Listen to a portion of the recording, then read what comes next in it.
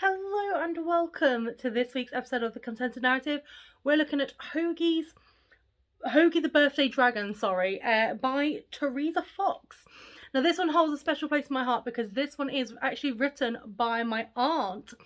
And so I've put on the Facebook page before to get buy it because it is it's a really heartfelt little book. So basically you follow Hogey, who's lost his family and he's going through Knaresborough to try and find them. He tries to save a little boy who's scared of him because he's a dragon. Then he meets a farmer and the farmer kind of helps him bring his family with him. It's so sweet. And what I love as well is as you go through, you can see Hogey like just there, but that's an actual photo of Knaresborough.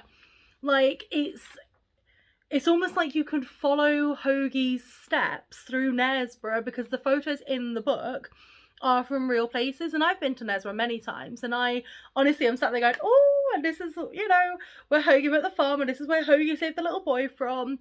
And it's just so lovely because, I would say, obviously, if you're just an adult without any kids, it's unlikely you're probably going to get this book.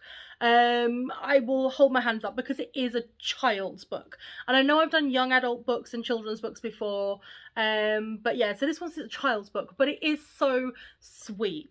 And it's written, and I love a good rhyming child's book, So it's just, waking on his birthday, he stretches carefully where he hid, under the arches of the viaduct that crosses the River Nid. I feel like I'm back in my Dr. Zeus days. And it's really lovely that she basically spent all this time, and I've seen the original sketches for Hogey as well, who was nowhere near as sweet and as cuddly as this one. And it's just an idea that she's been working on for ages, and obviously during COVID she was able to get it print to paper. And I really enjoyed it. It's such a cute little story. And you just kind of sit there and go, aww. So you don't have to think too hard about it. It's going to sit on my very special bookcase in the corner with all like my signed copies, because obviously, even though she's my aunt, I'm like, personalised signature, please. This will be famous one day. But I would say, if you've got kids, give the book a buy because it's a really sweet one. You can get it. So you can get your name, well, obviously not your name, but this book belongs to, I love when it's got things like that. So you can put your little one's name in there. And it's quite an easy one for kids to read together with their parents. You can get it as an adult as well if you like. But I do think with this one, it's probably more likely that you're going to get it if it's a child, like if you've got children or if you've got a friend who's got children and you're looking for a present to get them. Give this book a buy because it is so sweet and so lovely.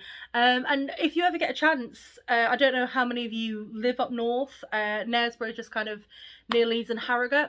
So if any of you live up north, go, like, once you've got the book, go to Knaresborough, go to all those little spaces and things and take pictures of the viaduct and the castle and the River Nid and all of that, because it's such a picturesque place as well.